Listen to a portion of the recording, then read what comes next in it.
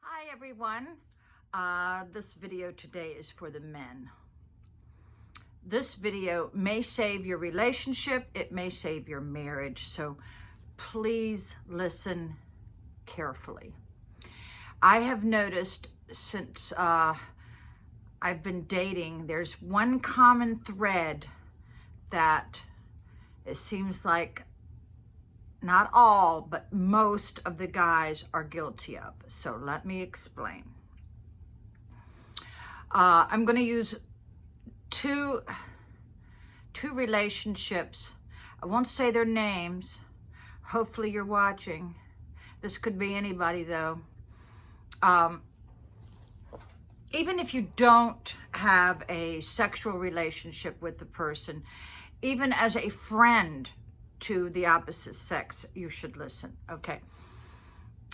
If you plan a date with somebody and you don't get back to them, you don't confirm, you ignore their texts, that is extreme rudeness. It's just uncalled for, okay? Now, I called somebody out on that. 2 days later, I don't know if he was dead or sick, or he said he was sick, but yet he went to work. Okay.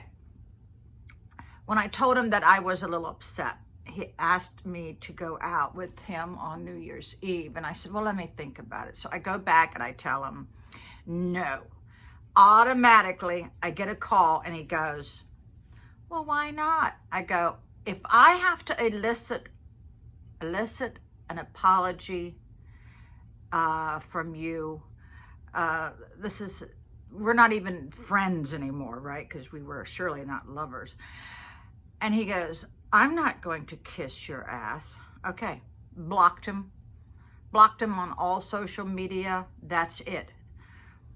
Of course, he came running back wanting to, I don't know, apologize, but honey, it's too late. If someone disrespects your time, they're not worthy of you, okay? Another instance was this old high school friend of mine. He keeps wanting me to visit him. So I put him off for months because my life is not there yet, you know what I mean? And then next thing I know, I finally get in the mood to talk to him. And this is what I've learned. When you don't have a voice in the relationship, you don't have a relationship. And I was trying to explain things to him about where I'm at in my life. And if he truly cared or loved me, he would have listened.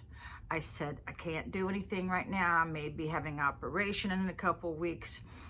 I am in the throes of a very big business deal. I can't go. While I was trying to explain this to him, I think he wanted to have, what is it called when you have sex over the phone? Well, whatever. I don't know what his intentions was, but I felt that was, he kept asking me if I wanted to cuddle. Well, how in the hell can you cuddle over the phone? So then I'm like telling him where I'm at in my life, and he tells me to shut the up.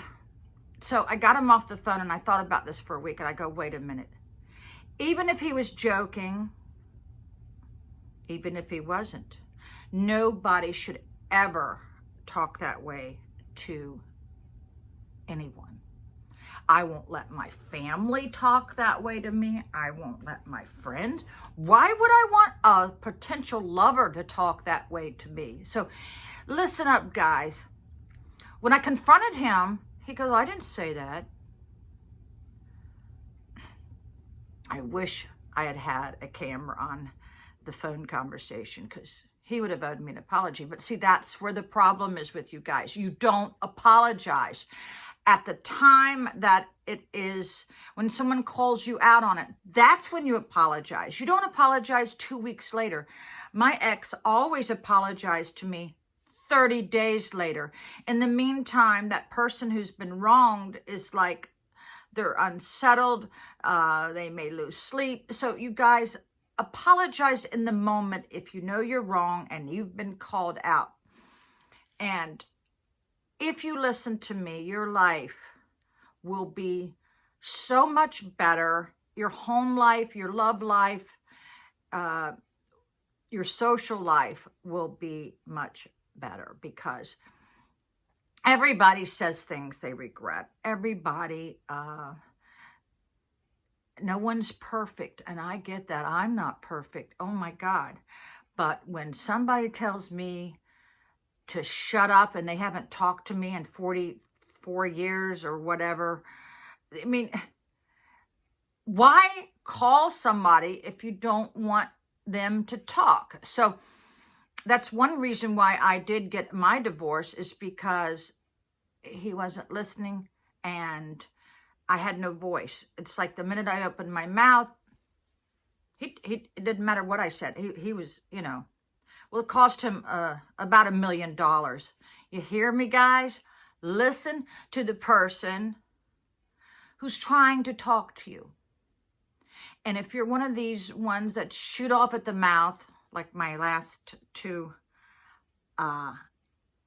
acquaintances, don't say anything. Sleep on it and then digest it, and then go back and then you tell them after you've slept on it how you feel. Okay, but don't run off at the mouth just because you get on the defensive, because you might destroy a relationship you've put many years into. And I guarantee you, my ex-husband wishes that he had just let me say what I wanted to say. Now, here's the rest of the story, guys.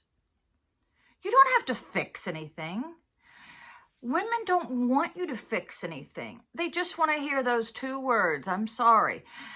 Women need to have a sounding board. They need to have someone that will listen, you know?